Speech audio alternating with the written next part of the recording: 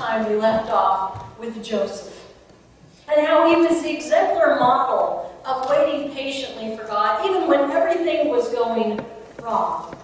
God had not left him. And after that, we see that the famine hit, and the Israelites, instead of looking to God for provisions, they looked to Pharaoh instead. And as a result, they lost the promised land.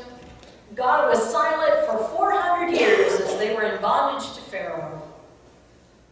And he forced them to have to wait. Yet God did not abandon them. And in his grand plan, he crafted just one that would deliver the people from Egypt. And that was Moses. Now, after discovering who he is, Moses ran away into the wilderness after killing the Egyptian. Now, there is a difference. Moses was not waiting, but hiding. That doesn't count. However, in God's timing, he appeared to him, and he chose him to go back to free the Israelites.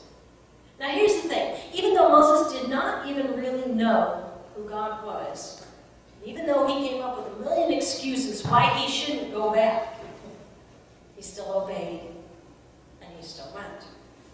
And when Moses repeatedly went to Pharaoh, I don't know if you realize this, but he didn't know that there was going to be 10 plagues. There could have been 2 plagues. There could have been 20 plagues. God just kept telling Moses to go back to Pharaoh with each one. And Moses did it. He waited patiently for God. And when Pharaoh had finally had enough, even when he lost his own son, he said, "Let the people go." But almost immediately, the Israelites started grumbling. And they became impatient. And we see this as a pattern throughout their journey of wandering. And I think the most poignant time was the one that we talked about today in Exodus. Moses had barely even gone up on the mountain to talk with God. And immediately, they became impatient. I don't know if you caught those words or not, but they said, "Let us make for us an idol." And they said, "This is the God that freed us from the Egyptians." In just a short moment, they'd already turned their backs on the living God, who had rescued them, who had fed them, who had given them water, and had freed them for something made of milk. You know, I've never figured that one out. But then how many times has God proved to each and every one of us that he's the only living God? He has provided for us. He has given us an abundance, and yet we become impatient and we turn our backs. And what do we run to? Do we run to God, or do we seek other things for our answers and for our comfort? I mean, do we look to the government or to things to satisfy us? Do we spend all of our time and our energy complaining and focusing on what we don't have instead on what God has given us? You know, maybe we're not quite so different from the Israelites after all.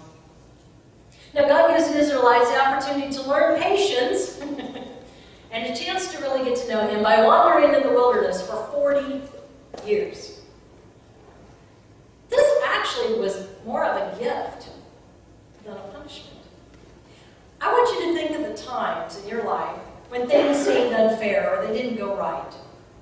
And after you went through those trials, after you went through those hardships, you came out on the other side knowing that actually you benefited from them. You were a better person for it. You were stronger. You were more patient. And maybe even a little more loving. Well, Moses dies before he gets to venture into the promised land. And Joshua takes up the mantle. And he leads the people back to the land of Canaan that we talked about, that God had given to Abraham, that he had given to Isaac, and to Jacob. Now, after 400 years, they are finally stepping foot on that promised land again. But it's not all roses, because the land has been inhabited by all of their enemies. It's a far cry from a walk in the park. The difference is, though, Joshua displays what waiting patiently really looks like. With every battle, he seeks the Lord's will first.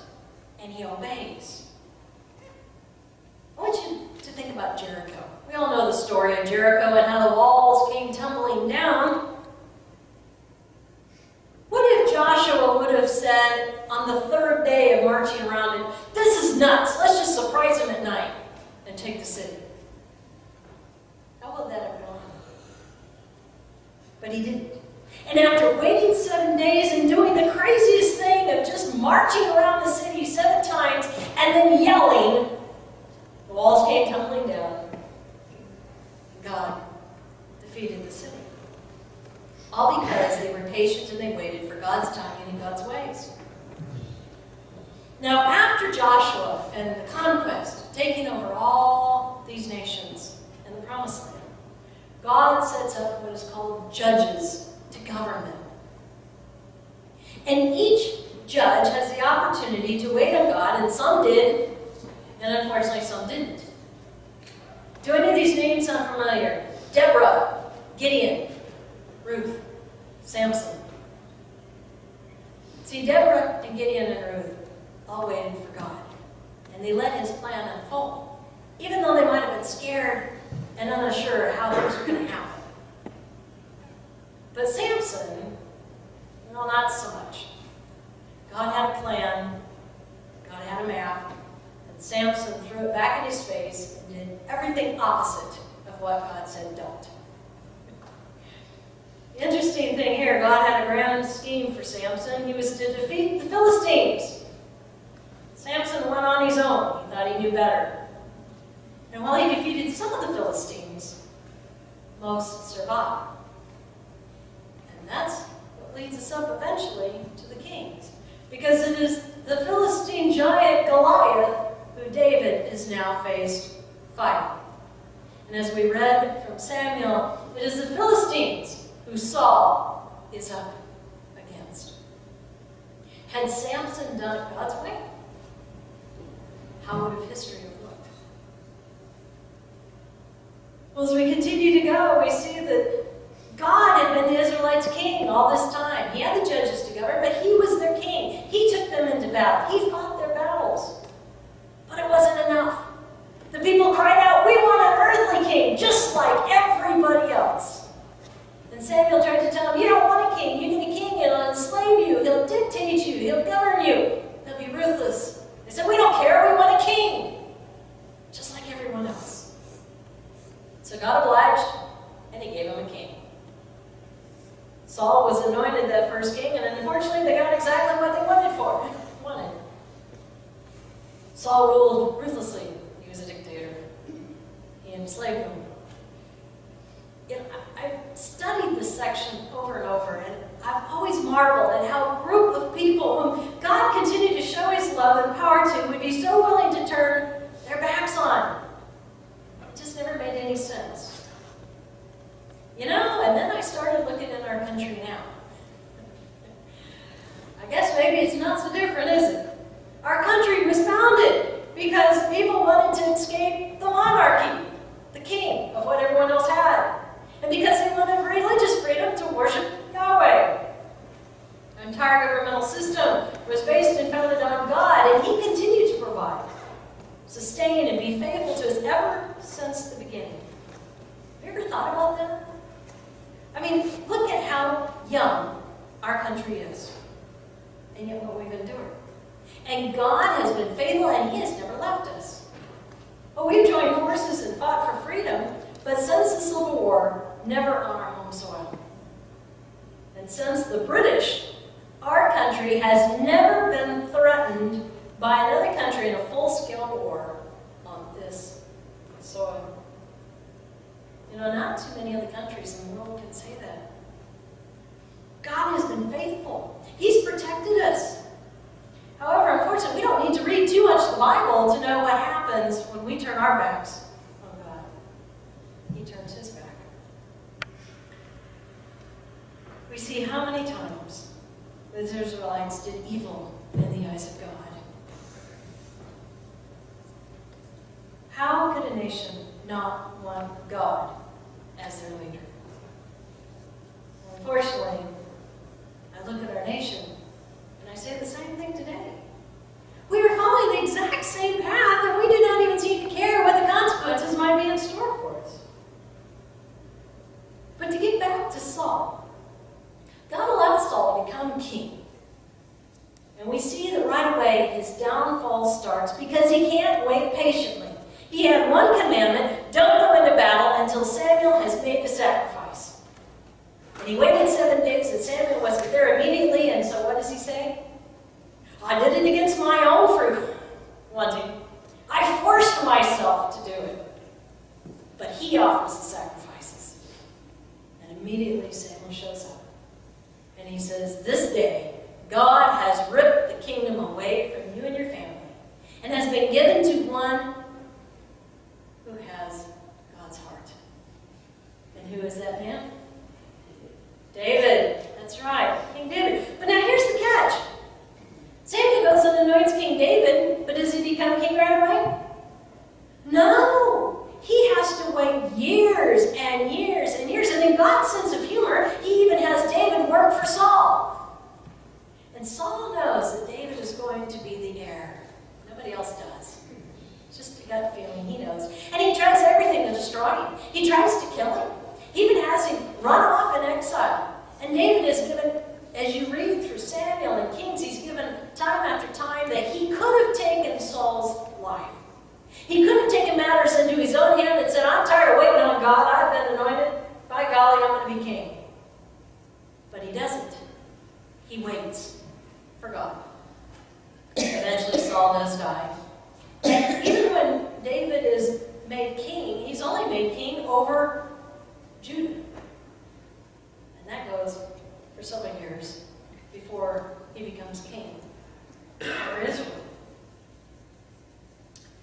You know, the difference with David is he didn't always get it all right, just like us. But why he is given the title of man after God's own heart is because, for the most part, he displayed what dying to oneself really looks like. That continual, daily dying to our own desires. And you know, he didn't have a problem admitting when he'd done wrong. David is one of the few men in the Bible I know who fell prostrate on his face, begging, crying out for forgiveness and mercy. So let me ask, do we do that? I mean, we all fail. We're all human. We do things that we flat out know we shouldn't do. But is our pride so big that we can't ask God for forgiveness? Oh, sure, we recite at church all the time. In fact, we'll even read what's printed, or you'll follow maybe the pastor. But do you even internalize those words that we recite? I wonder. Let me be bold and ask, when was the last time that you actually fell prostrate on your face, begging for forgiveness, with tears in your eyes and a burning in your heart? David left a legacy of what that looks like. Unfortunately, time today will not allow for us to really get into depth of David's life. I love David, and there is so much information there. I encourage you to go back and read it. Like I said, it's in 1st and 2nd Samuel and 1st and 2nd Kings. There's so much to learn from David's legacy. But God has big consequences for all those kings that came after David and Solomon. There are those who sought him out and did his ways, and God protected. And those are a bunch of them who did evil in God's eyes, and he turned his back. And so then God sent prophets. All the rest of the Old Testament is full of prophets who came to be the mouthpiece of God and to turn the people's hearts back to God. And some listened and waited, and others did not. We just did the series on Esther. And this was a time when the Israelites had turned their hearts on God, and so he let King Nebuchadnezzar with Babylon take them away from Israel and move them to Babylon. They got 70 years of waiting patiently before God heard them again. And it was during that time that Daniel was one of those prophets that was taken. And guess what? He had a chance to wait patiently too in the lion's den. Well, God saved him through the night and shut them out from the lions. Jonah was another prophet. How many here know Jonah besides VeggieTales? Jonah was a prophet. But he really never got it. Is that true? I love this. I love that movie. And I think mostly because the middle song of the movie is, God a God of second chances. Unfortunately, Jonah didn't get that. He was supposed to go to Nineveh, who he didn't like, and he was supposed to relay a message that they needed to repent. Well, he finally did the message. But Jonah was not very patient. In fact, he was very impatient because he sat on the hillside waiting for God to blow up the city. But in God's patience, he waited for the city to repent, which they did. They were given a second chance. And so was Jonah. More of an attitude adjustment than anything. You know, I look at all these people, from the patriarchs, the prophets, those who got it right, and those who didn't. And the biggest thing that we learn from this is a continual dying to oneself, to our own wants, our own desires. And it's not easy, because if it was, we'd only have to do it once. And don't you think the Satan knows that? That's why temptation is thrown at us and is put in our path, and it's so strong and desirable. Because he wants nothing more than to derail us from God's plan, God's vision, and God's desire for each and every one of us. And I want you to think about this. It's not just for us, but it's for each and every one whose lives will come in contact with us. God daily puts people in our path to show that legacy and to leave that legacy with. We've seen how jumping the gun and taking matters into our own hands is played out. Not very favorable. So let us learn from those men and women who didn't get it right. And most importantly, for those who did. They're written down for a very big reason. Read about their struggles, but read about their victories. Because it will convict you, it will give you hope, and it'll show you God's love, grace, and mercy. But most importantly, it will give you the desire to want to wait patiently for God's plan